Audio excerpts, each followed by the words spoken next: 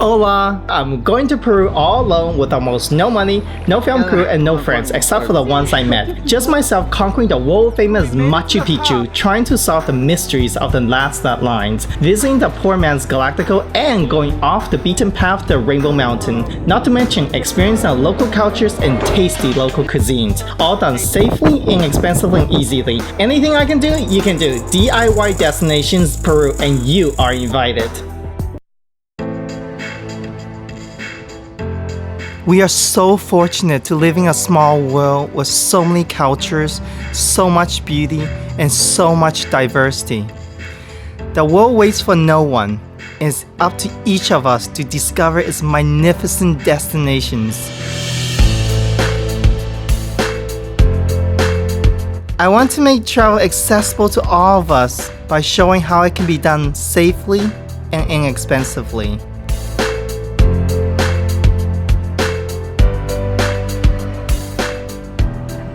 Located in the heart of South America, Peru is believed to be the first civilization in the Americas, and today is a home to a population of 33 million. There are few places where I visit twice, but Peru is the exception as it has so many natural and cultural treasures that have fascinated people for hundreds of years, and still fascinate us today. That's why I'm here, to experience the pre-Hispanic culture, the Inca Empire, the fusion between Incas and the Hispanic world, and diverse influence from Asia and Africa, and their wide variety of cultural expressions, the desert, the mountain, the forest, and the sea. And of course, to have fun and be a little silly. Most visitors begin their journey here at the Lima International Airport. Lima is the capital and the largest city in Peru. With a population of 10 million, that is a lot of friends waiting for me to meet.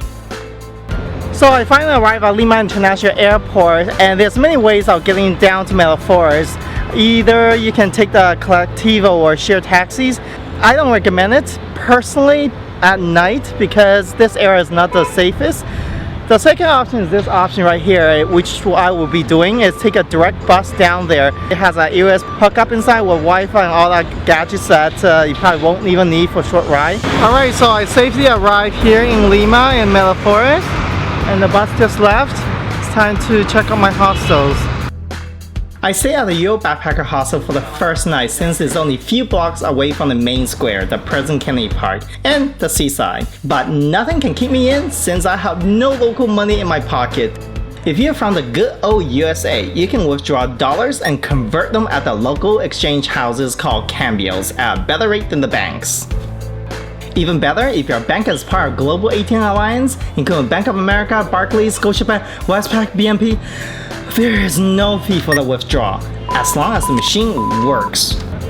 Our first official stop is President Kennedy Park, formerly known as Park Central prior to 1960s, consists of a church and an open area, and become the two separate public areas, Park 7 de Julio, commemorating one of the most important battles of Peruvian history, and Park Kennedy, honoring the US president who initiated the Alliance for Progress, aimed to establish economic cooperation between the US and Latin America. For those of you who need to confess your sins, the old Roman Catholic Church still stands tall, and here is the proof. Built in the last century, it stands on the site of the older church St. Miguel de Miraflores. Though the beauty of its grand colonial exterior clearly outshines the interior, the interesting stained glass detail the scenes of life and miracle of Jesus, and the images of miraculous Virgin, which the name is derived. But for those of us who want to get a fresh breath of air, just 15 minutes walk away you'll find a bike path boardwalk with the most breathtaking view of Pacific Ocean during the day. This is where you can find the most expensive and the exclusive upscale Western style mall in all of Peru. It's called Lacomar, but I don't have the budget for the $8 coffee, so let's get back to the free stuff. Although it's safe to come at night, I suggest you come during the daytime unless you want to see couples at Amor Park or the Love Park. There's lots of people making out, especially this time at night, close to midnight. I think it's time to let some of these people around me some privacy because I still see someone's having fun.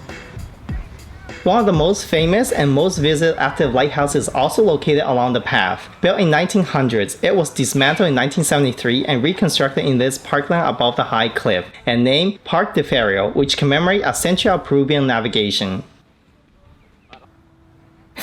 Yes, there is free yoga class here with lots of energetic, youthful souls. On the way back to the center, I suggest you take the underpath from the Juan Celestial Park to get a little closer to the sea. But by this point, I have seen enough the new modern metaphors, so it's time for the old. I walk over to Huaca Pucllana. A historical site consists of great adobe and clay pyramid built on the 7 staggered platforms. Bring your student car and come on Sundays, and your admission will be free. The site serves as an important ceremonial and ministry center for the advancement of Lima culture, a society which developed in Peruvian Central Coast between the year 200 AD and 700 AD. Other remains have uncovered belonging to Awari culture existed between 500 and 900 AD, which has direct influence on Lima culture society towards the end of its time period. Of particular note is the remain of the Lower Incas, which belong to a first tomb holding 3 separate burial stools containing remains of 3 adults, 2 of them have masks, and those of a sacrificed child. Lima is well connected by its extensive public transportation network, and this is how I got from the Miraflores to city center, with its newly built rapid transit El Metropolitano. You get one of these cards for like 5 sols, or you can top up and prepay it and use they deduct it as it goes. It's really convenient to take you directly from Miraflores all the way down to the main square. Be a little careful when you are in a crowded bus because pickpocketing situation. So always be aware of your surroundings. You either get off at the Girón de Union station and the main square of Lima will be only a few minutes walk away. So be sure to enjoy the colonial era Spanish architecture leading to the square. Located in the historical center of Lima, the Plaza Mayor or Plaza de Armas of Lima is the birthplace of the city on January 18, 1535. During the colonial era, the plaza served as a market, bullfighting ring, and the city gallows. Yikes. So finally we are at the main square of Lima, and right behind me is actually the presidential palace. If you come Sunday at noon, you get to witness the changing of the guard. Right to my left is actually the Lima Cathedral, and there's a nice water fountain here. With that being said, let's go and explore this lovely, lovely square. The government palace, or the House of Pizarro, is the seat of the executive branch of Peruvian government and the official residence of President of Peru. The Basilica Catedral of Lima is a Roman Catholic church dedicated to St. John the Apostle. Completed in 1538, the building has gone many reconstructions and transformations. However, it retained its colonial structure and facade. The heart of the plaza is a water fountain, first constructed in 1578 with a baluster and elevated bowl. A ball on top of the fountain dispersed water back onto the lower level. The fountain was replaced in 1651 with a seal of the city inscribed onto the new ball. If you are lucky enough to be here on Sunday afternoon, you'll get to experience a small religious procession of St. Martin de Porres, the patron saint of mixed-race people, barbaras, innkeepers, public health workers, and all those seeking racial harmony. Among those miracles attributed to him were those of levitation, bilocation, miraculous knowledge, instantaneous cures, and the ability to communicate with animals. Whoa! On our way to Chinatown, I encourage you to try out Lima's many exciting street foods, from sweets, popcorns, fresh ice cream to fresh fruit. So this is Lima's Chinatown. It's one of the oldest in the world and the largest in Latin America. And it's full of Chinese shops, but it's famous for its Chinese food called Chifa, which is the Peruvian style Chinese food. But we have to go and try it out. With that being said, Chinatown's that way. Let's go and take a look. Founded in mid-19th century by the Chinese immigrant, it was a site of the Central Market in the 1850s when Chinese immigrants started to cluster in the area by establishing business, schools, and temples. It was a thriving commercial area until the destruction and looting in 1881 to 1883 by the invading Chilean military forces during the War of the Pacific. Today, Chinatown has fully recovered, with many restorations and renovations in the past 5 decades, including the archway, a gift from Taiwan installed in 1971, an overhaul being done to street called Kapun, paved with 30,000 red blocks with name of the donors and benefactors. So I'm actually settled in to eat the Peruvian Chinese food, and you will see their version of wonton, and let me warn you, it's not the same as one we have in the US. So how it come about is when Chinese first arrived here in Peru, they don't have a lot of the original ingredients that they used back in China, so they had to improvise. Due to lack of ingredients, Chinese immigrants were forced to substitute with the local ingredients. By 1920, the first Chinese Peruvian restaurant will open in Lima and were given the name Chifa, derived from Cantonese "sik fan," meaning eat rice, to describe the restaurant where this type of food is served.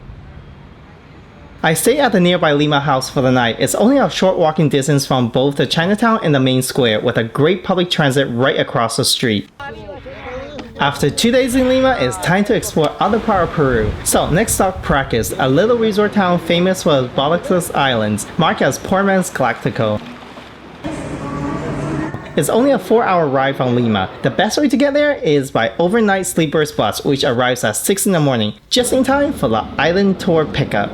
So I just got dropped off in Paracas, and geez, I feel like I'm in a war zone right now. Look at this. There's like no solid structure here. Anyways, let's just go and to our hotel. The cost of the bus is approximately $20, and another $2 taxi ride from Paracas bus terminal to the city center. I opt to settle in the Kokopelli hostels, famous for being the magnet for hot ladies. Alright, enough with that. They are famous for lively atmosphere and great party every night. Oh yeah, free breakfast, but go easy on the food if you think you can be seasick. The tour operator will pick you up at 8 a.m, so don't be late. The cost of tour are between $15 to $20, including the entrance fees. But I'd like to thank our sponsor Pisco Travel for offering us a complimentary seat on this trip. The Ballestas Island is a group of small islands composed largely of rock formation covering the estimated area of 0.12 square kilometers. On the way to the island, you'll notice El Cabrado on the Paracas Peninsula, a large-scale geograph that may serve as a beacon to mariners, as the figure is 595 feet tall and large enough to be seen 12 miles away in the open sea. These islands are important sanctuary for 200 species of marine faunas like guanaguano bird, the blue-footed boobies, and tannerels. Other notable species include humble penguins and other marine mammals, including largest sea lion colonies in the world. So we actually saw a lot of species of birds and sea lions and so on, but no penguins yet, but we'll keep looking. The rock formation here is really nice. It's very colorful. An hour is spent in cruising around the island's arches and caves, watching large herds of noisy sea lions sprawl on the rock. I returned to the dock an hour before the bus will take us to the Paracas National Reserve. Included in the tour is a museum showcasing many species of wildlife, particularly birds, which are largely concentrated at water's edge. It is the largest concentration of birds on Earth. The museum also showcases prehistoric sites of Paracas cultures and other ancient civilizations. Established in 1975, the reserve consists of Paracas Peninsula, coastal area, and tropical desert extending to the south. So if you look carefully over there, you can actually see a face of a demon. Whoa. The landscape is dominated by sandy deserts, along with many of its beaches. The product of erosion by poppy rocks are scattered throughout the hills of Paracas Peninsula.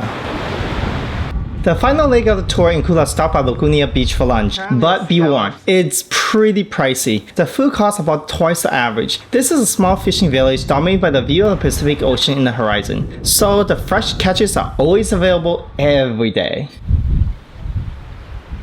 So as you can see, it's only 6 o'clock here and the street is really deserted. There's not much to do. I would say you don't need more than maybe, let's say, 2 days here. Especially when the sun comes down early along with many of its businesses. Except for the overpriced restaurant in the seaside. However, I did found a park filled with kids amazed by a garbage can and my video equipment. Mucho gracias, mucho gracias. Personally, I'm not a big fan of like fried sweets, but you know, when you see those locals, you know, working their butts off, do yourself a favor, for $1 or $2, support them. It goes a long way, and they got families to feed. Next morning, I took a 4-hour ride to Nazca, but the journey on the bus can be slower than bicycle at times as it passes through many sharp turns on the mountain cliff. A little nervous at times, but you can always choose to relax and nap, or I prefer to enjoy the view. Hey, I didn't come to Peru to sleep. When that got bored, I decided to go on an adventure on the bus into the first class cabin. This is the first class or executive class. To be honest with you, there's not much different. Pretty sure the only difference is this.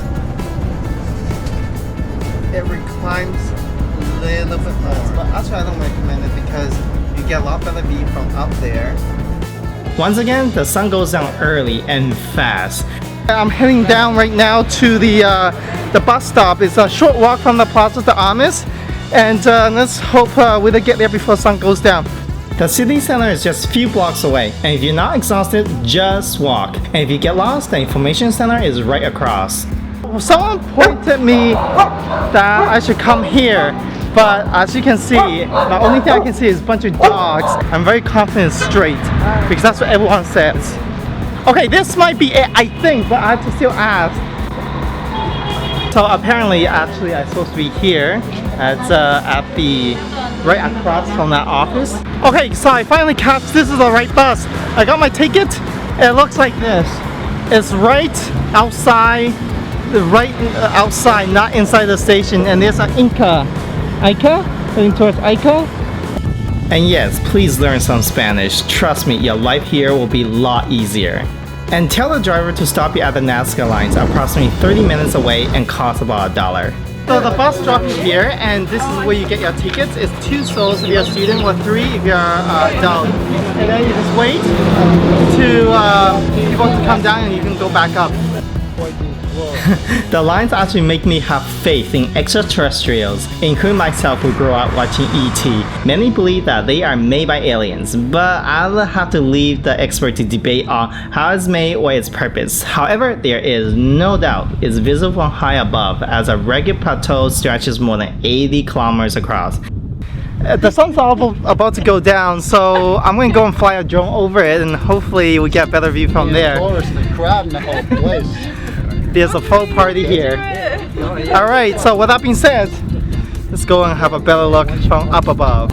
One hypothesis is that Nazca people create them to be seen by their gods in the sky. Alright, incredibly good luck. I only need to wait for like 2 minutes.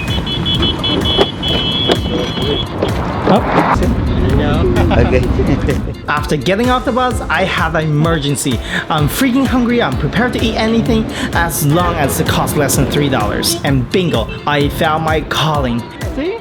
Seems like everyone's eating here, so I assume it's good. I asked them to cook me something, but I'm not too sure what it is, but I know it's probably something we'll do with chicken. There's chicken feet, eggs, very good. And also another thing is you can put lime over it.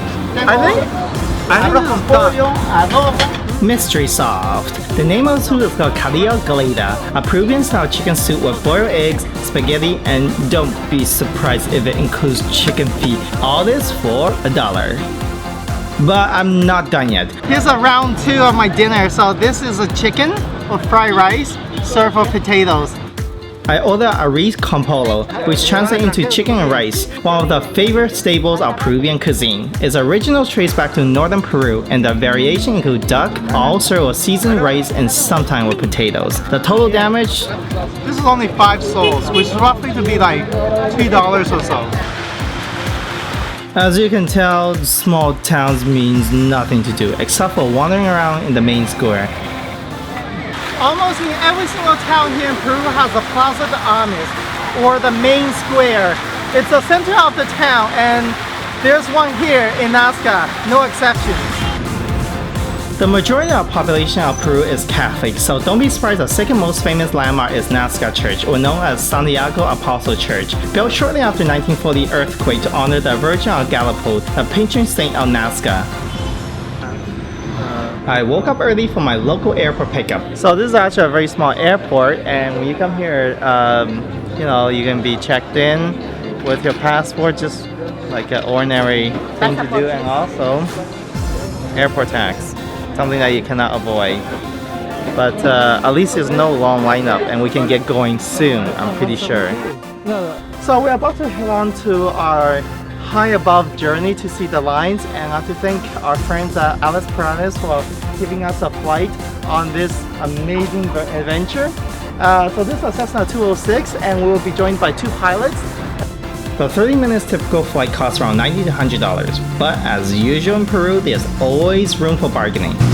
The Nazca Line was first spotted from the air in 1939 while pilots flew over the desert. The geoglyph fall into 2 categories. About 70 have been identified in the first category, said to represent the natural objects such as animals, birds, and insects, as well as flowers, plants, and trees.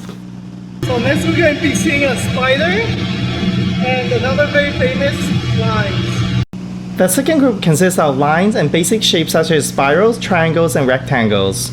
After landing, I have to find a way to thank my sponsor. So, for the next 25 seconds, please enjoy their infomercial. Nazca City. Nazca City is very famous for the Nazca Line. Come on, give me some energy. Take 2, please. Come and join with us.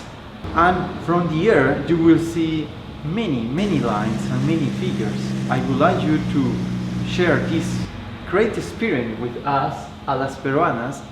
That's a little bit better. Since Nazca is located in a coastline, I'm not leaving without tasting some fresh catch. And one of the famous Peruvian coastal seafood dishes is chifa. This is definitely fish. I just don't know what kind of fish it is, but it's really refreshing. There's lots of limes inside here. That's not enough, you can put more. The mystery raw fish is commonly trout cured in citrus juice such as lemon or lime and spiced with chili peppers. Originally among Mochi, a coastal civilization that began to flourish in northern Peru nearly 2,000 years ago. Because of its raw fish, I ask you not to eat it from the street stalls, since there is higher risk of food poisoning without proper refrigeration. If you got to a bus terminal early, no worries. Being close to a city center means you find something to entertain yourself, like meeting the future Olympians. There's also local farmers and art market nearby selling everything from locally made art craft and jewelries to the mysterious formula that will make you a better man, at least a better lover in bed, to olive oils, to candles and shoes. And if you need a shiny shoes for luck, they got you covered too. The bus ticket costs about $25, and be prepared once again for the slow ride through the breathtaking valley. Also be prepared for the heart-wrenching sharp cliff along the way, and the Peruvian coastlines. So finally we are at Chifa. We are about half an hour late. This is the coldest city I have ever been on this trip. And it's a little bit of a nice change, but I'm just really freezing my ass off right now.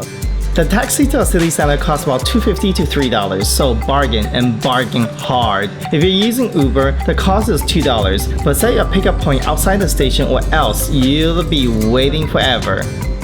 Once again, I choose to stay near the city center, and thanks to my generous host, Hostel Solar, I have a roof over my head with a comfortable room and a complimentary breakfast. Arequipa is Peru's second largest city and founded in 1540 surrounded by 3 volcanoes. The site was chosen for its proximity to the coast, enabling settlers to trade the product of Cusco and the mines of Pelosi with Lima. So we're gonna start our morning right here at the St. Camellia Market. It's the oldest market in the city and it's located only 3 blocks away from the main square. The reason we're going so early, it's only like 10 o'clock or so, is because this market will get filled up in the afternoon. So it's better to do it now than later. You can actually get everything here from food to knives to juice, bags, and but my favorite part is spices and local type of food. So my favorite is cinnamon. You can just feel it, and honestly, amazing. The breakfast zone in this upper level is fun for people watching and very popular with locals, as table full of police officers and security guards having an inexpensive meal to start off their day. Don't forget to mingle with the locals. You won't need much luck for strangers to offer you a drink and lots of free samples. A Peruvian just offered me a drink right here, so I guess I'm gonna take it. I don't know what it is, but let's check it out. Very nice. Very refreshing actually, like you can just taste it. The drink is chicha morada, a sweet Peruvian beverage made from peppercorn. After all the food and drink, let's visit somewhere familiar. So this is the Plaza de Armas, the main part of the town, as you already know from other part of Peru. Surrounded with beautiful water fountains, as well as over here with two important landmarks, the museums in the back and a very important cathedrals right to the right of us. The square is surrounded by classic colonial architecture commonly found in Arequipa. It is well known for its glistening white building made from stellar, a white volcanic rock which gives the city the nickname the White City. Facing the square is Basilica Catedral at Arequipa, the most important Catholic church in the region. Free visits are available in most evenings. Construction began in August 15, 1540, the same day Spanish Lieutenant Garcia Manuel Cabral founded the city of Arequipa. Sadly, the earthquake of 1583 reduced the church to rubble, and the rebuilding began in 1590, but just before the construction was completed in 1600, a violent eruption of a volcano together with earthquake and rain ash destroyed part of the structure. The present-day cathedral was completed in 1656, and despite suffering many damage from multiple earthquake and fire, the structure has largely remained intact to today. Equally as stunning, especially at night, located in the southwest corner of Plaza de Armas, the Iglesia de Compañía is a small Baroque church and off-the-beaten-path attraction often ignored by the visitors. Constructed between 1590 and 1698, the facade is intricately carved in a church-like style and famous for its elaborate carved facade and interior chapel with jingle motif. The city is filled with monasteries and churches, some of them with very expensive admission fees like Santa Catalina. So let's switch to my favorite topic that makes me drool. Arequipa features some of the most varieties and flavorful cuisines in the country. Best place experience is called Pozzini, located west of the main square. This is where the local eat at a bargain. She just brought me out some sort of cake, I think. I don't know what it is, but I think it's gonna be really good. Actually, it's not a cake. It's a traditional Peruvian dish called caza, made from mashed yellow and white potatoes, mixed with hot peppers, lime juice, and filled with corns, peas, carrots, mixed with mayonnaise, garnished eggs, and olives. The average meal costs only 7 soles or $2.50, and I'm proud to announce I got a better bargain at only $2. And don't forget the ice cream desserts. It only costs about a quarter. You can easily beat the taxis and buses on foot in the city center as the traffics are pretty crazy, but there's many options in getting around to the surrounding area. Now the most inexpensive way to get around the city is by one of those buses. They are called colectivos or shared taxi. They are roughly about 1 sol or about 30 cents US or so. You just need to look at the side where they are going, and with that being said, give it a shot. It's a local experience. This is how I got to a bridge named Puente de Fierro, designed by well-known Frenchman Auguste Eiffel, who designed the Eiffel Tower. This is where you can get a breathtaking view of the volcanoes overlooking the city. Built in 1882 and used as a viaduct for train route to Cusco, at 488 meters long, it's the longest in the world at the time. Within the walking distance from the main square, there's many public viewpoints for you to enjoy at night, and here is one of them. If you ask me where you should end your night, this is probably it. We are at Yanahuda site, and from here you can get a panoramic view of the city and lots of places for you to sit and maybe even chat up a conversation with the locals. And in front of us, there's a nice little plaza with lots of seating as well. So with that being said, let's take a look what this lovely place is about. But I suggest you accompany your visit with some tasty street food along the way. So if you're hungry at night, don't you worry, there's street food everywhere. For me, I got chicken skewer. It's amazing. The best part is only 1.3 sol, which is about 50 cents. One of the most popular street food is Anticucho, or meat on a stick. Now made from beef heart marinated in a mix of garlic, chili, spices, and vinegar. Hamburger fans, we got you covered. There's burger made from alpaca, stuffed with fried onions. Don't worry about losing weight. You can wander it off in many of the city's market. Well, don't stay too late because our tour bus is going to pick us up at 3 a.m. Actually, we're heading off to Coca Canyon. The cost is fully sold, or about $12. After 3 hours, I felt like my butt had been sitting on a cement seat and finally able to get off. And the tour includes a breakfast in a local hostel nearby. So this is what we got. The tour group also includes a bilingual speaking guide, and upselling starts immediately. Chifa is the first main tourist town in the valley and dominated by the church parish of Our Lady of the Assumption. So our first stop, we arrived at Machu and at this church, center of the town. This church has gone through a lot of restorations because underground beneath us, the city is sinking due to the water. There's a small market where the locals rely heavily on the tourists going to Coca Canyon. Now, as much as I believe in supporting the local economy, the policy of this network is not to take photos with wild animals in exchange for tips. The reason for that is wild animals should be left in the wild. Our next stop is the checkpoint. We're all asked to pay a park entrance fee of 70 soles or $25, not including your tour. This is not what I expected, ouch, but life goes on. The Coca Valley is a colorful empty valley with pre-Inca roots and towns founded in Spanish colonial times, still inhabited by people of Collana and Cabana cultures. The local people maintain their ancestry traditions and continue to cultivate pre-Inca step terrace. One of the highlights is a viewpoint Condor's Cross, situated on top of the steepest side of the Coca Canyon. So to get the best vantage point, you need to come right here, and that's where the birds are flying right above us.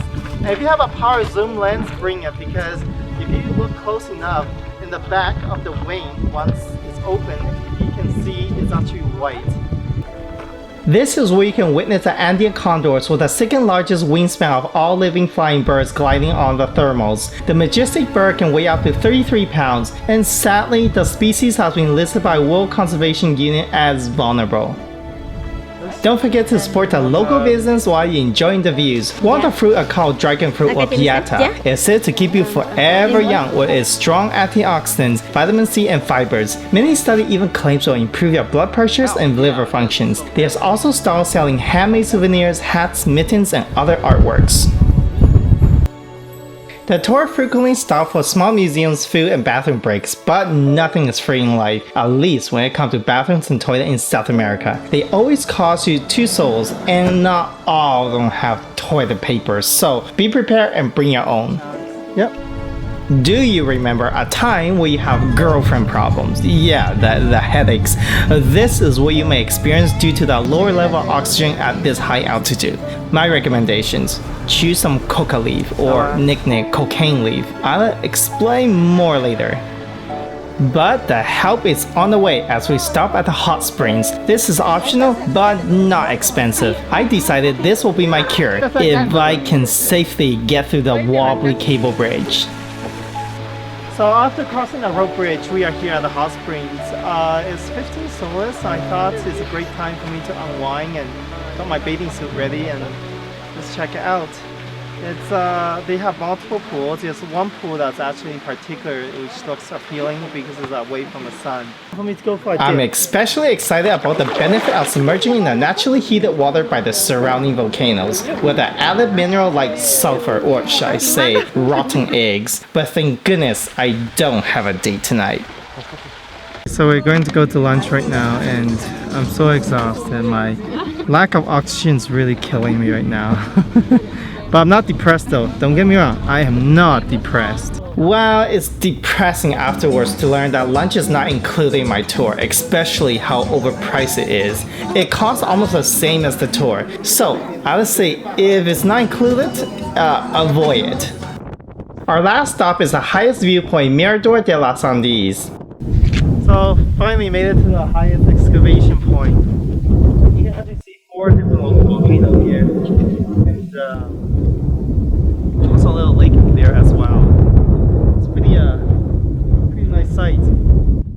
This is the last village I took before I collapsed into a coma during my drive back to Arequipa. Once I awaken from the coma, it's time to get moving. The Arequipa's new bus terminal is accessible by bus from the city center, but taxi only costs around 8 to 10 soles.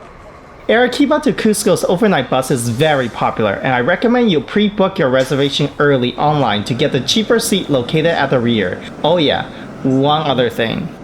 You have to pay a departure tax of 3 soles. So make sure to get some change and come a little bit earlier. So finally I'm at Cusco, and boy, what a horrible ride. So all the taxi drivers charged me 10 soles, but I said 5. Eventually came to the agreement for 7. So that means we save $1. Most hostels will hold your bags while you visit Machu Picchu, and I dropped mine off at Milhouse, run by one of my friends from Argentina. By the way, if you constantly felt like you got a hangover, it's just a high altitude, and here is the fix. Now Cusco has one of the higher elevation here in Peru, so if high altitude is not your thing, I have a solution for you.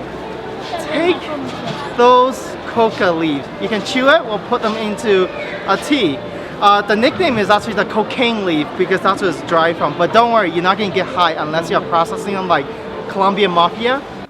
Another fix is head to Machu Picchu, which has lower elevation to help your body climatize. So with backpack and camera, that is where I'm going next. The more adventure way is hiking.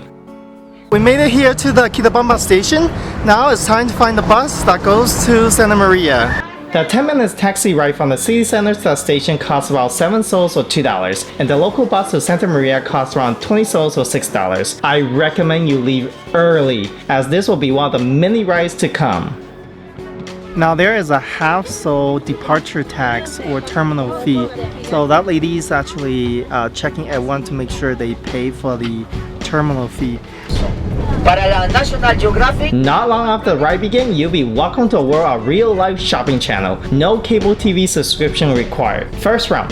Apparently it's a guy sell some stuff here.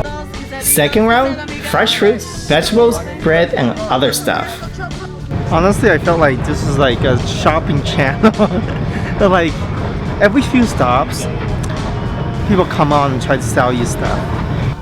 When you're on this bus, be prepared to look out the window and see like really steep slopes, and it's pretty scary. On the upside, you get to see some of the most beautiful Peruvian natural landscape, so be brave. So we reached Santa Maria right here, and the next thing we need to find is a colectivo or a taxi to take us to Santa Teresa.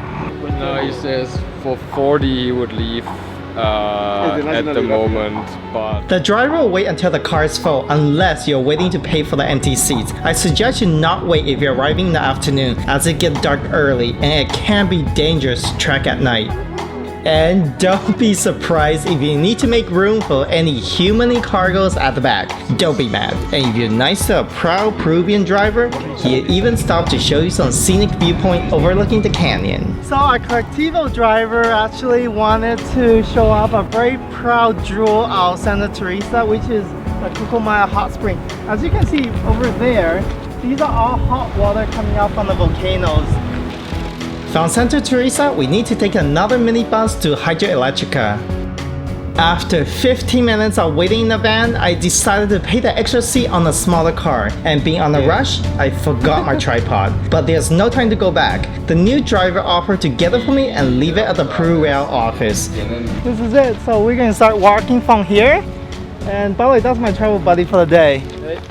I also strongly recommend you meet some new friends and pair up for the hike to help each other. By the way, meet David from Germany, who will be my cameraman and translator. So we can walk along this track and it will take us directly to Machu Picchu. Also remember, this cheap and adventurous way involves some danger. Therefore, do it at your own risk. So be warned and watch out for passing trains. You also need to look out for gaps.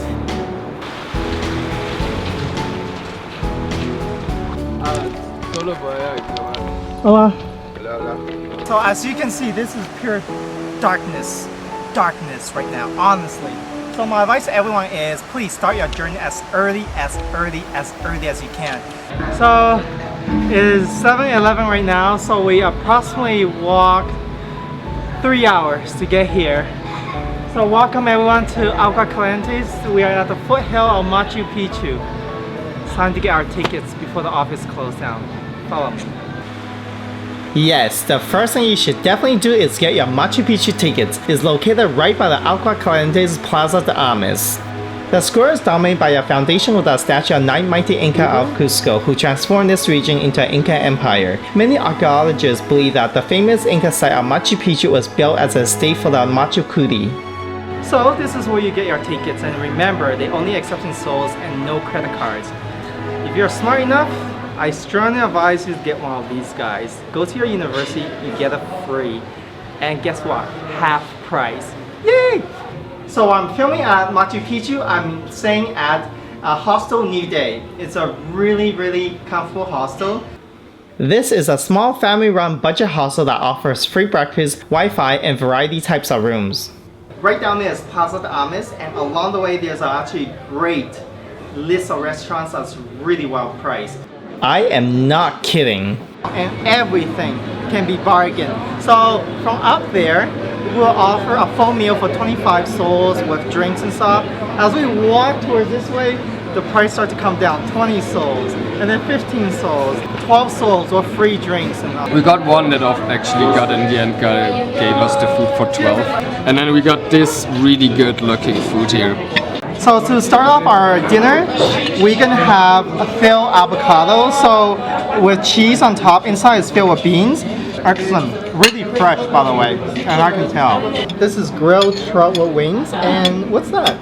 I think she said it's beef, yeah. Oh, okay. $4. Like $4. I don't think I want to complain. It's pretty. I think it's pretty good value. What do you think? Yeah, like with the starter and our dish.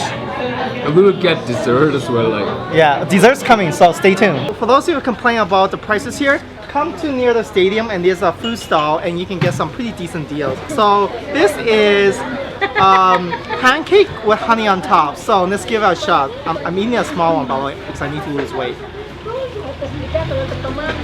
Actually, it's really good. There's meat on the stick, pastries, barbecue potatoes, and the good old American French fries and hot dogs. It's also time to stock up on some natural sugar for tomorrow's hike. Once again, remember to bargain. There is apparently a hot spring up there, but my personal review are a little mixed. Alright, right now it's 4:30 and we just left our hotel room. And we are going to do the manly thing is hiking all the way up to Machu Picchu. Yes, there is an easier way to get up the mountain. So for those of you who don't want to walk up like us, we're up for a challenge. But you can always do the lazy way and pay extraordinary amount of money for a half-hour ride up the mountain. So this is a line to go up to Machu Picchu. They don't open until like 5 in the morning. So if you're thinking about like leaving super early, forget it. You're gonna be ending up lining up for hours and not do anything. Rather get a good night of sleep, be fueled up with a nice breakfast, and then come down.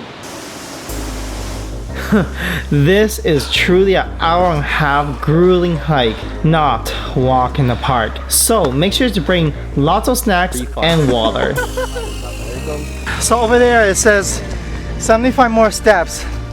Let's just hope that is true and that's not some prank. We get that. Alright, David, what's the bad news? I think we got pranked here because here it says lol and there it says 74. Alright, what's a refund office? Holy shoot! Are you kidding me? So finally we're here and here's the lineup. This is a hell of a popular attraction for sure. By the way, our climb is not over yet. There's 2 mountains which you can climb, Huaca Pucllana and Machu Picchu, Montana. Both about an hour to 2 hours long. Huaca Pucllana is popular and tickets are sold out a month in advance, so we opt for the second options. And what are we going to do? We're going to climb up Huyana, Machu Picchu. Hell yeah. Just the mountain next to Machu Picchu. So be a man and drink your protein shake. They said it takes about 2 hours to reach the top, but I got to the top right now Less than 22 minutes. Welcome to Huaca Picchu, the peak of it.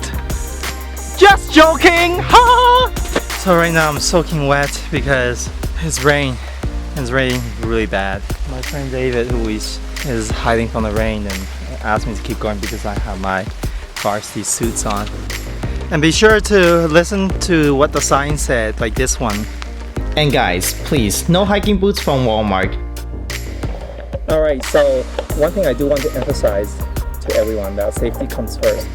If you need to slow down because high altitude you might end up getting hypoxia, means less air, which can end up messing around with the brain.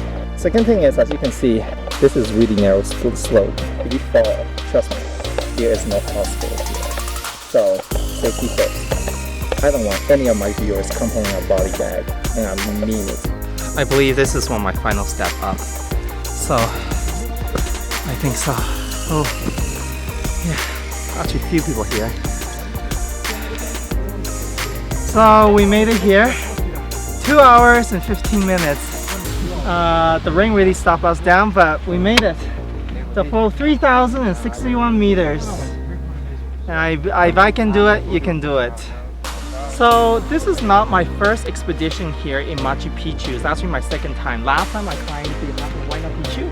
And so I do also have a view from there. So for those of you who wonder how that looked like, here it is. Very good. Thank you. Can you call me a taxi? By the end, I'm so exhausted and there's only one question in my mind. Can you call? So I'm on the way back down right now, and I asked everyone to be very careful because after rain like this, it can be very slippery. Another thing is, there's no problem with my camera. It's also very foggy, so make sure you watch your steps. Basically on the way down, when the rain stops and the weather clears up, you actually get lots of viewing sites like this. So just make sure you take some time to really enjoy it, and seriously. Finally we made it. And so if you're going to come here to Machu Picchu, you might as well just do it. Most likely you're not going to come here twice.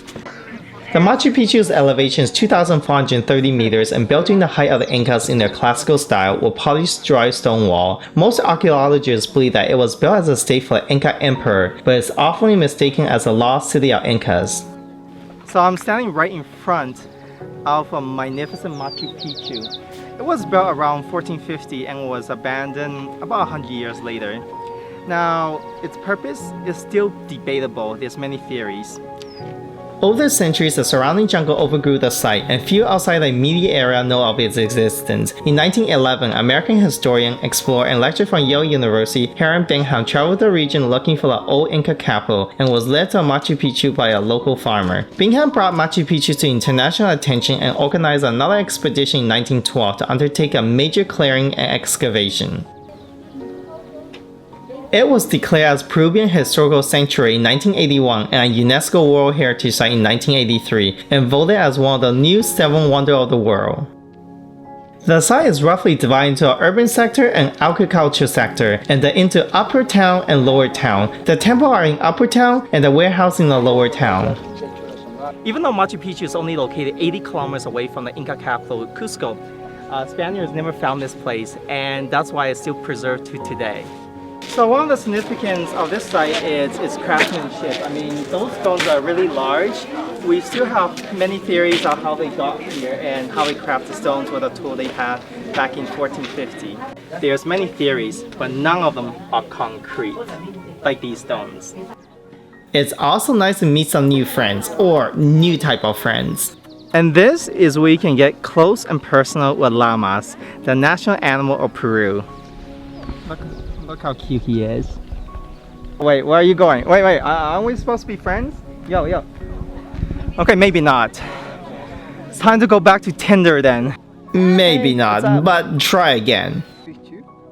Remember, being a responsible visitor means we leave here with an amazing experience, memories, and photos to share, but not take away any artifacts regardless how small they are.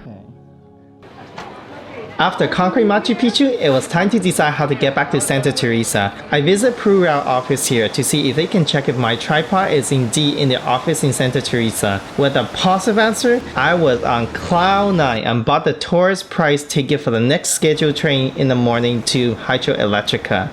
So unlike where the tourists go and board the train at fancy train station, there's no train station here. So basically they board right by the tracks. We're waiting for the local train to show up and hopefully it will get us there soon. Our train is coming and here it is.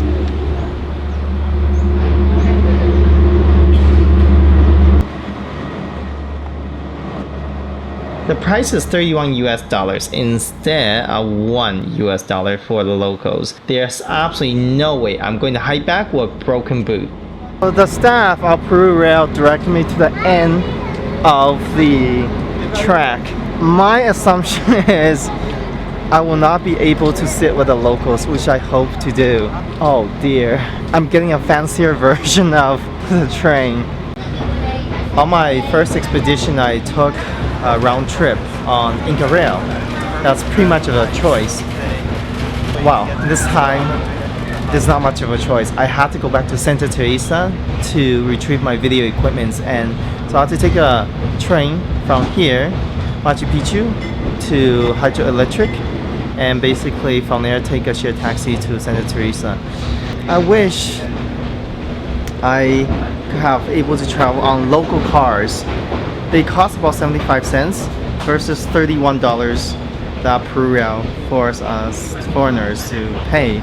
The difference, you know, it's you get leather seats, lot cleaner, free drink, I guess. Now, if you want a comparison to Inca Rail, here's a video I shot on my first expedition to Machu Picchu. I want to give you guys a tour of the Inca Rail train. Baking today. Let's go to. That's the view from the cockpit. The bus ride costs 5 sols or $1.50 and only takes about 30 minutes to Santa Teresa. Since the Peru Rail office opens at noon, the Colectivo drivers offer to take me directly to the hot spring. So I hope I'll be impressed by this one. So this is Santa Teresa's famous hot spring. This one, it's really hot and it's actually warmed up by the volcanoes up in the mountains. The first thing you need to do when you're here in the hot spring is get yourself a shower. So let's go right in here. The reason they have rocks inside here is because they keep it warm and also to kind of filter the water. And also no bottled water necessary. Drink it. Honestly, I think maybe everything happened for a reason. I wouldn't have thought about coming to Santa Teresa, coming back here, if it wasn't the fact that I need to pick up my tripod. I recommend you actually do this after Machu Picchu, afterwards, because your feet, it's gonna be so sore, but right now you can see it's slowly recovering. I like it. So yeah, look at that. So I'm going to be taking this kind of taxi back. So this is a motorcycle and they put a little carriage in the back here. I assume that's first class seats right here. It's going to be a very bumpy ride. I can't tell. To get lots of small bills because our driver does not have enough for only a 50. So as you can see, Santa Teresa is actually a very small city. It's like a few blocks that way, a few blocks that way, a few blocks that way, and that's it. There's really not much to do in this quiet small town unless you're a Coca-Cola driver. However, I did manage to find arguably the world's most dangerous hostel. Haha. So apparently Peru Rail kind of tricked me actually. The tripod is not in their office and I wasted $31 US. I was totally heartbroken and angry. However, within half an hour, the word spread that National Geographic Explorer is showcasing the town and lost the tripod. Literally, half of the town was looking for that taxi driver. After calling the driver multiple times with no answer, one of the locals offered to take me to his house. After reuniting with my tripod, I returned to town and the proud locals was waiting to show me some excitement and dispute about to claim that there's nothing to do. They insist I try out ziplining, one of the famous activities in town. And big thanks to Inca Flyers, I'm ready to get my dose of excitement. I just can't say no when there's lots of hot babes around. Slowly breath. Stop. After 15 minutes of instruction, I'm ready to conquer Santa Teresa's zip line. It is claimed to be the longest and the highest in South America with 5 lines above the jungle canopy, where you can fly through up to 90 kilometers an hour. Oh yeah. This is my first ziplining experience. Thank you so much. I was nervous, but knowing there's beautiful ladies around, I man up and rest is history. So basically right now we are heading off to a second line, which I think is a little bit longer. The first one was actually not that scary. It will be longer than the previous line, so wish me luck. Okay, ready? Go.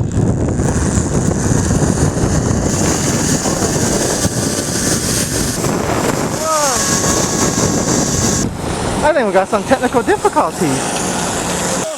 I don't think it's a good idea to operate a camera and zipline. For that, I experienced my first rescue. Oh my god!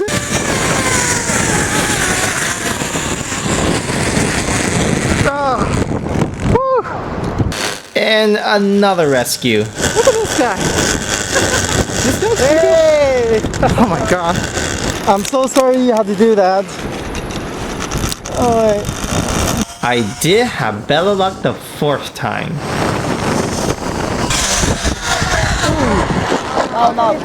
Okay. I already got rescued, embarrassingly, twice in the last 4 times. And I think I shouldn't be going solo. They're going to tie me up with him and we can go down as a Superman while I can play with my camera and you get to enjoy the beautiful view. Free hands. Free hands. I work for you, man.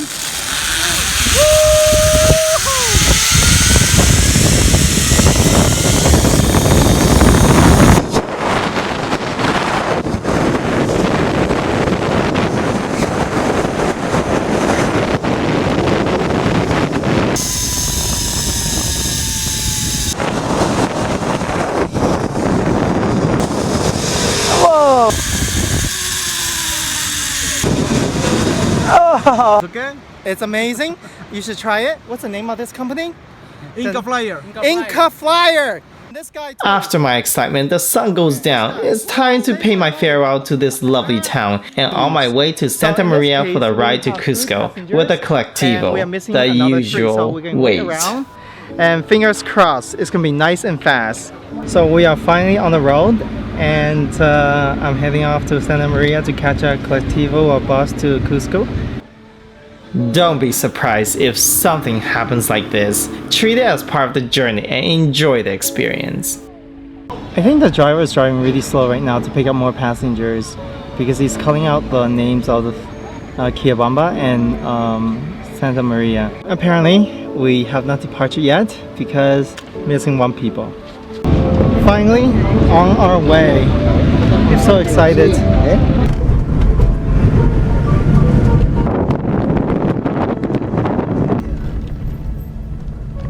Oh man, that was a scary ride from Santa Teresa. The problem right now is there's not enough people inside the minivan. Alright, the good news is 1 extra lady showed up, so we got 3 more to go. I'm really pissed off. After waiting over 2 hours, the unofficial bus owners told everyone except for me and my new friend Elizabeth that the bus is cancelled due to lack of passengers. We were only told after asking again and again and only after all other passengers have left. Okay, so what happened is that someone sold us a fake ticket and they canceled the bus on the last minute, and we end up trying to get other buses to Cusco, and there's no other buses. And so what happened right now is this bus company are doing us a favor by letting us stand here. So once again, if you have a choice, go with the regular scheduled bus. The first hour of standing is not that bad. After all, you can catch up on your shopping. What did you ask? By the way, they don't accept Visa, MasterCard, or American Express with checks. I'm fine. Cash only, please. Or be a witness to a narcotic drug raid on the bus. Boys and girls, we have breaking news. There is a coca plant on this bus and it is illegal. And you are looking at live search right now. The special coverage continues. By divine intervention, we're able to find a seat. And oops. And perfect is dark right now. So what happened in the dark stays in the dark. After a long and difficult ride at 4 a.m., we finally arrived. There's not much option except for taxiing Elizabeth back to her hotel room for some intense hookup. Okay, that didn't happen. I checked into my hostel and felt so bad waking up the staff at Hostel Atlantis at 5 a.m. It's a nice hostel that offers double, twin, and family rooms, and this is why I wake up for the next 3 days. The breakfast is included in your stay, so after fueling up, I start my day by heading to the bus terminal for an hour-long collectivo ride to Pisac. So this is actually one of the 2 stations that goes to Pisac, which they wait until all the seats are full and then driver heads off. Sometimes it could be 5 minutes, 10 minutes, and sometimes it could be a few hours. Pisa is a village in the Sacred Valley with a population of 10,000. It is most well known for its large market every Sunday, Tuesday, and Thursdays. This is pretty much the center square. It takes about a few minutes walk from the bus station to here. The market is basically its main feature. A large section of the market is dedicated to tourist-oriented souvenir stalls where you can find waverings, jewelries, ponchos, hats, Andean instruments, chromatics, alpaca products, and a whole range of other gifts and souvenirs to take home with you. The handcraft market is open every day from 9 a.m. to 4:30 p.m. and is a good place to pick up some gifts all in one place. However, if you want a more authentic and colorful experience, try and plan your trip to visit the market on Sundays when the local Quechua community set up shop on the main square to sell their produce and stock up on the supplies for the week. Dressed in their colorful clothing, they sit cross-legged in their wear layout, giving the market an authentic feel. There's children on the street that taking photos with tourists instead of going to school. There's short-term financial gain over the long-term future of those children. So now they use my star power to tell you to once again, do not take photos of children. After exploring the market, I went off the beaten path after getting away from the tourist areas and just see how the locals live. So I guess this is the real Peru. You get to see those little villages and both men and women and children cultivating their crops. I heard some music from the nearby cemetery and decided to check it out. It was actually the end of a funeral, but in a happier tone. Rather than mourning, the locals are celebrating the life of the deceased. By this point, I was hungry, and by the act of God, there's advertisement for empanadas everywhere. So my food cravings kicks in and give in to my temptations. With a satisfied stomach, it's time to head home. So tonight I'd like to be a little bit adventurous after the bus ride back here. Right across from the station there's a bunch of local restaurants and there's no foreigners at all. It's all locals, and the reason is all foreigners take those expensive foreign tourist buses. I told the boss I don't understand Spanish, just cook for me whatever you have. We begin our soup, and this is definitely local. It's actually beef, I tasted, and also with potato. The main course, fried chicken served with fried rice and potatoes. Other dishes also available, including llama stew on rice. Alright, now comes the dessert, and this is what we got. I don't know what it is, but let's check it out. It's a pear pudding. I think that's the best $1.50 I ever spent on a meal. The experience of eating with locals, free. One of the newly discovered attractions is Vinicunca, or nicknamed Rainbow Mountain. It's a quite off the beaten path, as very few tourists know of its existence. As with most day tours, you need to bargain for the price. Typically, the cost is between 60 to 80 sols, and the hotel pickup is approximately 3:30 in the morning. So, it's really cold, bring some warm clothing, sunscreen, and you definitely need a good hiking boots for the climb. But the good news is breakfast is included. So I think they're giving us some proteins for the day. Egg omelet with green onions. So I think we're ready to go. So there's our van. And one last look of our beautiful surroundings.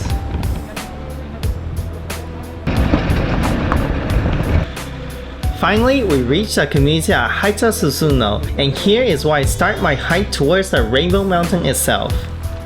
I'm already out of breath, even though it's we haven't barely get started yet. One of our missions is to support local economy, and there's many ways to make your life easier and do that at the same time here. First, you can rent one of these for only 5 soles. That will make it easier for you to walk. Or, if you like, you can actually rent a horse. It's not that much, but price subject to change, as usual. Inflation.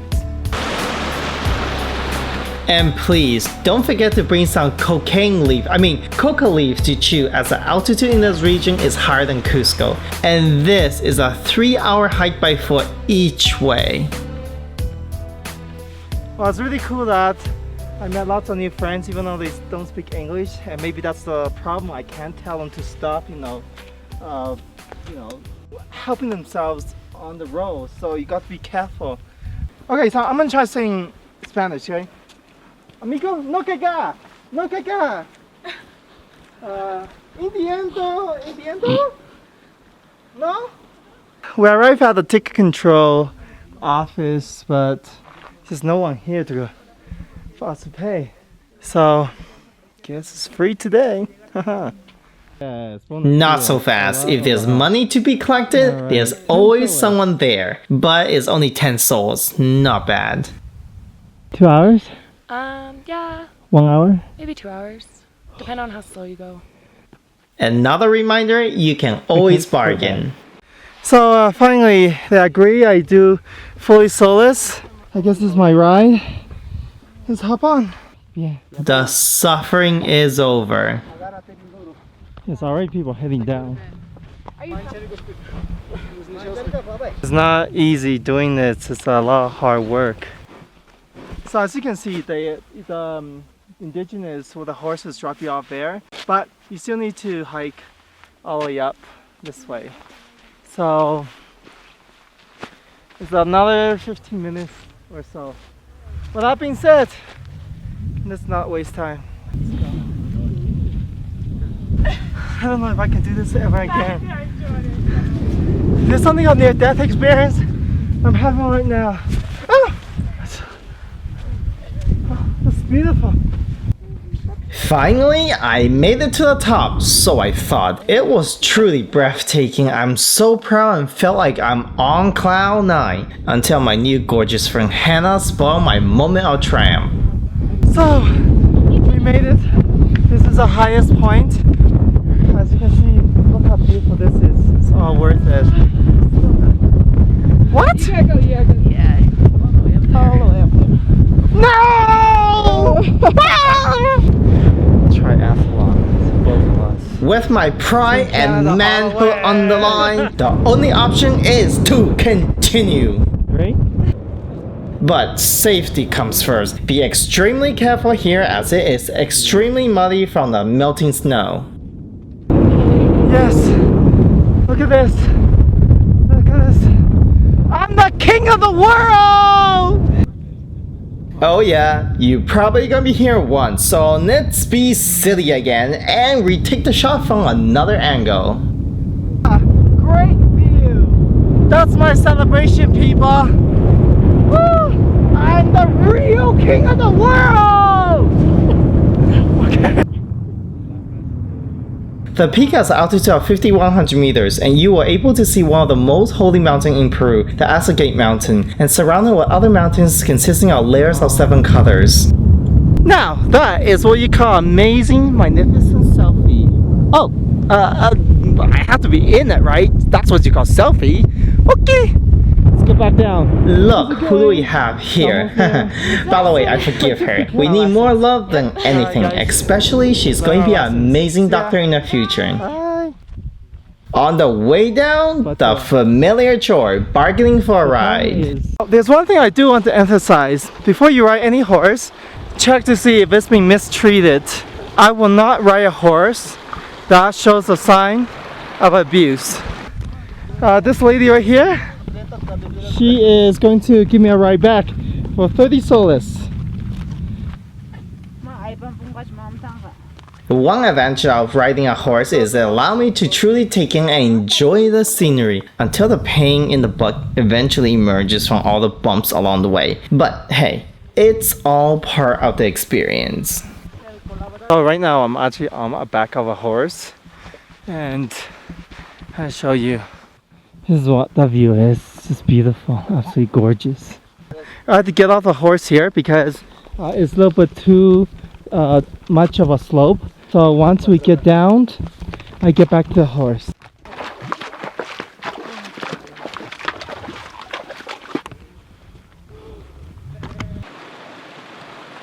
Our next stop will be the buffet lunch, and yes, it's included this time. It's really good.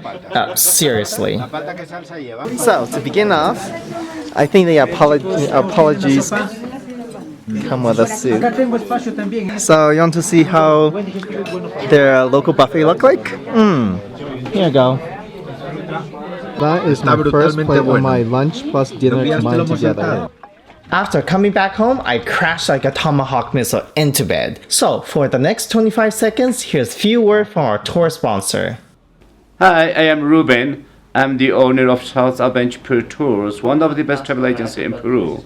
We offer the daily tours to the Rainbow Mountain, city tour, Sacred Valley, a classic tour to Machu Picchu and Inca Trail. We also offer extended trips. Okay, time's up for the infomercials, but you can find their contact on the screen. I stayed at the Dragonfly Hostel for the final night, closer to the city center. They offer both dorms and private rooms, and as usual, breakfast is included, with a great atmosphere. It's time to explore my southeastern base here in Cusco for the last day in Peru. Located in the eastern end, the site is the oldest continuous inhabited city in the Americas and the historic capital of the Inca Empire from the 13th until the 16th century Spanish conquest. The Constitution of Peru designated as the historic capital of Peru. In 1983, Cusco was declared a World Heritage Site by UNESCO. I started off from the Plaza de Armas, the heart of Cusco from the time of the Inca Empire. The cathedral on the northeastern side of Plaza de Armas is a main attraction, and you're able to find both the locals and tourists relaxing on its step. On one side of the cathedral is the Church of Jesus Maria, and on the other side is Altar Info. The southeastern side of the main square is dominated by the Church of La Campania, which is easily mistaken for a cathedral because of its ornate facade. But let's get high. I mean, get a little higher. I'm a little addicted to taking panoramic photos, and there's no better plan than visiting the Iglesia San Cristobal. For those of you who don't want to hike up all the way to the White Christ, you can just hike up right here from the main square, which I'm going to. This actually only takes about 10 minutes or so, and you still get a nice panoramic view of the city. Pretty nice up here. It's a short walk away, and during the Inca times, this area was a high Cusco. The church was built during the early days of the conquest by the Indian chief Christopher Paula, the Lord of Cocalmayo, to show their devotion to Christianity. Leading out to a paved road, I bump into another attraction, the Sase Wayman, or Women Falcon, a 3,000-hectare archaeological complex and a UNESCO site. The tickets are a little pricey, so I decide to get a view from above with my lovely drone Winsense S6.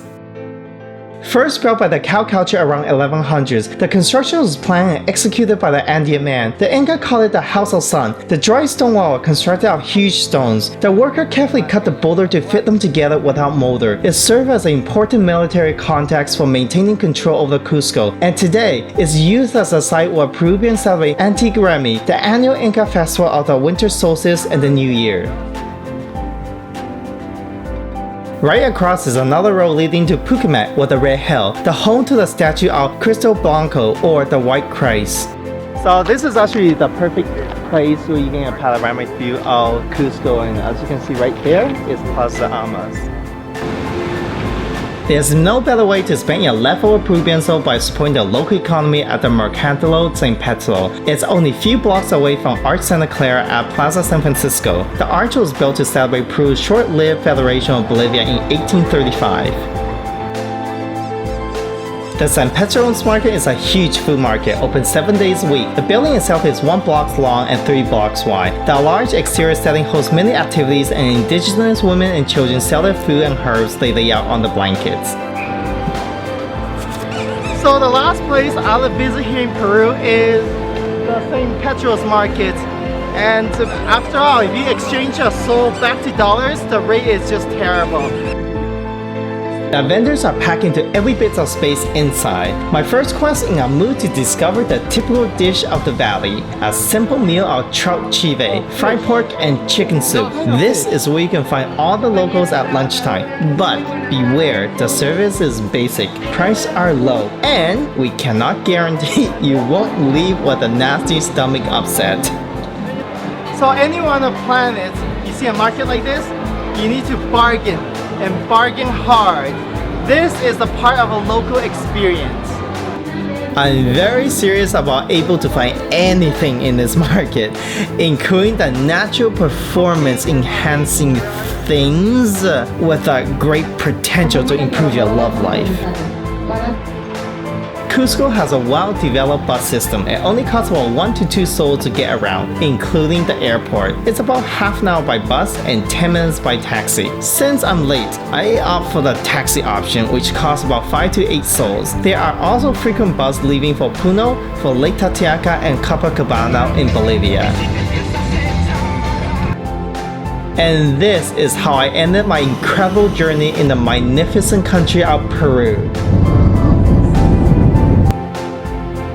I came to Peru to see its famous tourist attractions, but ending up discovering its spectacular nature, feeling the impressive achievement of Incas and its triumphant culture.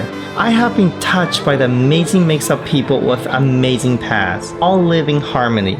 Peru is truly a magnificent country with proud people awaits all of us to discover with its open hospitality, and most importantly, the spirit and soul of the nation.